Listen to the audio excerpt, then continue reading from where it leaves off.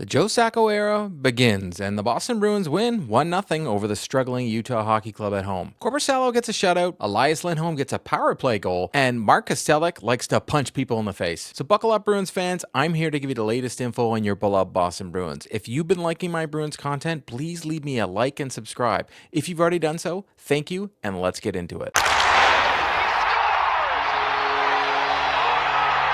Being a 1-0 hockey game, there wasn't much action. And yes, the Bruins beat the Utah Hockey Club, who is 7-8-3 on the season, in their dead cat bounce game. Let's be honest though, they did look better. And hopefully there's a lot to build off from this game. Before the game, Joe Sacco addressed the media to be humble and admit he was excited to get the role as head coach, which is bittersweet, but said they're going to make some adjustments from how they've been playing this year. Settling into the job day two.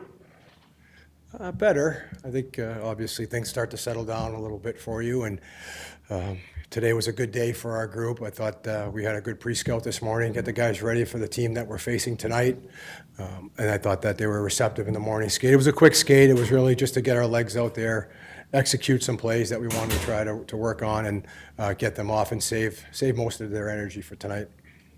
Donnie had, when he was asked yesterday about the whole quantity over quality, quality over quantity shot selection, he said that, yeah, maybe we might be more into to a little more quantity. And Right. what are your thoughts on that? Yeah, I think it's something that we talked about actually even a couple weeks ago as a staff. We were talking about with the team that we have some big forwards up front that like to get inside and play on the inside. And we want our D to be more focused, to be shot ready from the top, get pucks to the net, and use the two inside as layer traffic to make it harder on the goaltender. So we're definitely trying to put more of a focus on putting more pucks to the net. It doesn't mean we just want to shoot recklessly from areas of the ice that have no chance of going in, but I think our D need to be more shot ready, two on the inside, and we're going to create some more chances off of rebounds.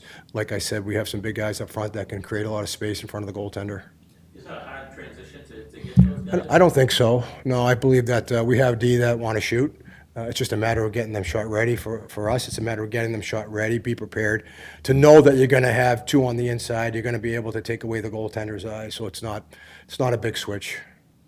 Do you consider yourself a Melrose guy or a Medford guy? Medford. Yeah. I don't know where Melrose came from. Just how surreal is this night? Just sort of about to leave the team you grew up watching. It's an exciting day for all of us. I think that we're looking forward to getting this team playing better, playing the way we think that they're capable of playing. But yeah, no, it's an exciting day for me. It's something that, like I said yesterday, it's opportunities. These don't come around that often, and sometimes it's not the most ideal situation, but you want to make sure that you're doing your best to get the team prepared, get them ready, and like I said, try to get them moving in the right direction. Joe, when it comes to the power play and teams stack the blue line against you, what's kind of the counter move to game plan tonight? Well, it's about finishing our routes as a group. I think when teams are stiff at the blue line, like you're talking about, it's hard to come in with control of the puck. So we have plans where we're trying to finish our routes, put the puck to a certain area where guys can retrieve it, and then we can get into our set from there. And sometimes, we always talk, sometimes it's possession before position. So it doesn't matter where you're supposed to be on the unit. Once you set up, it's about getting the possession first, and then we can get into our spots from there. But it's about not being stubborn with the puck. Sometimes you do have to put it behind them, and you have to go in and get it, like I said, and finish your routes. For guys like Elias, either go back or difficult transitions coming in here this year, in some way, how can you make sure that this sudden change kind of doesn't throw them off even more and keep them on track? I don't think it will. I think they're both professionals. They've been around a long time. They both have a strong track record of playing for a number of teams. So I'm sure they've seen this before in their career. As long as they focus on what they need to do to help the Bruins win, I think they'll be fine. Big question from the outside is just how's the team going to respond to the change? I mean, how much of a statement can be made on game one, 2 days after?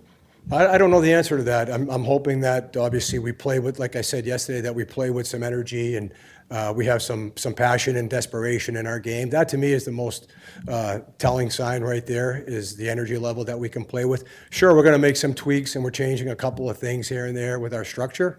But for me, that's the biggest thing. Sometimes it's hard for a new coach to come in and change things up right away. Sacco had the advantage that he's been around the Bruins for 10 years, and many of the guys, including Brad Marchand, have been with him the whole time. Now, Sacco does coach very similar to Bruce Cassidy when it comes to systems, and some guys like McAvoy, Pasternak, and Carlo are still around from that system the Bruins used to play. We are going to notice this from time to time. When you see it, you're going to be like, wow, they're playing a lot like this other team that we used to watch, the Bruins from a couple years ago. It's not drastically different, but it is different. Him and Bruce aren't the exact same, but very similar. In an interview before, Sacco mentioned that he took a lot from Claude Julien and he took a lot of Bruce Cassidy from what the style of system that he's going to be coaching. In Montgomery's system, the Bruins didn't attack the opponent as they tried to enter the zone, and they kind of sat back a bit and let them get set up, but they tried to clog the lanes and tried to move the puck up the ice after taking away the lane and getting the puck. Sacco had defenders being a bit more aggressive and attacking the puck carrier as they tried to enter the zone, and then they have the F2 curl back just in case the pinch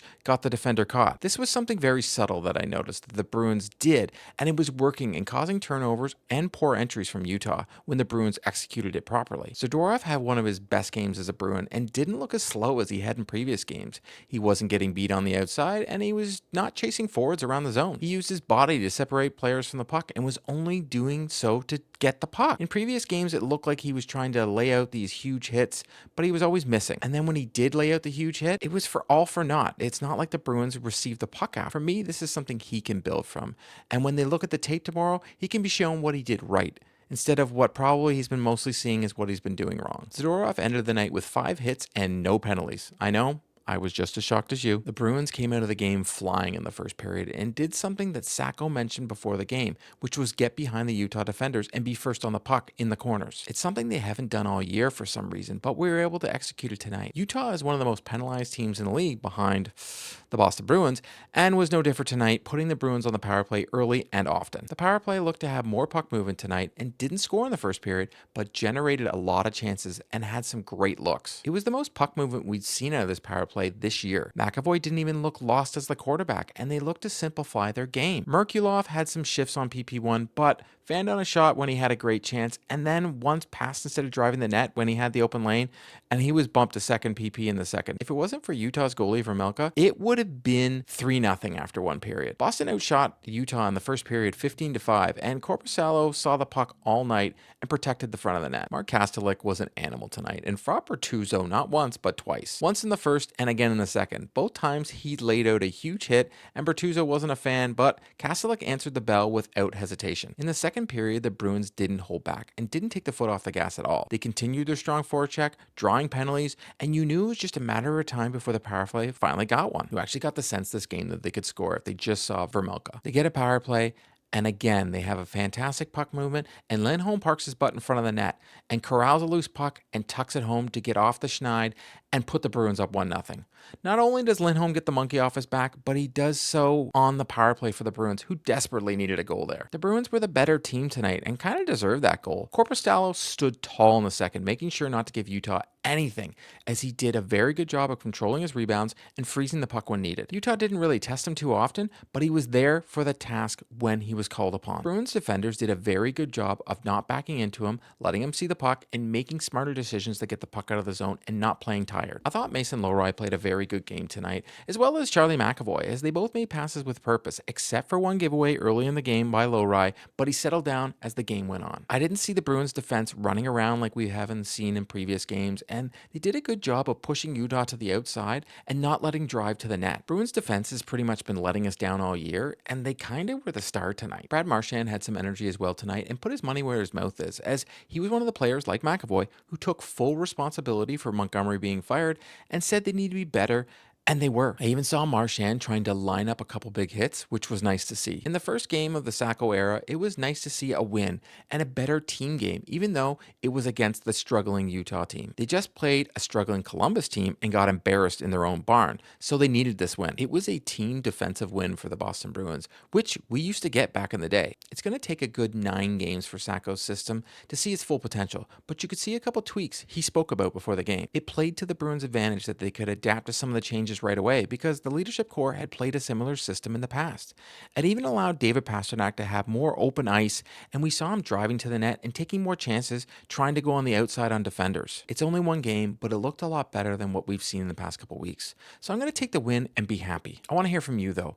And I want your thoughts on the Game 1 of Joe Sacco era. That's a wrap on today's video. To stay up to date on all the news surrounding the Boston Bruins, please subscribe and drop me a like. If news breaks surrounding the Boston Bruins, be sure to check out the channel. If you've already subscribed to the channel, thank you, and I'll see you next time.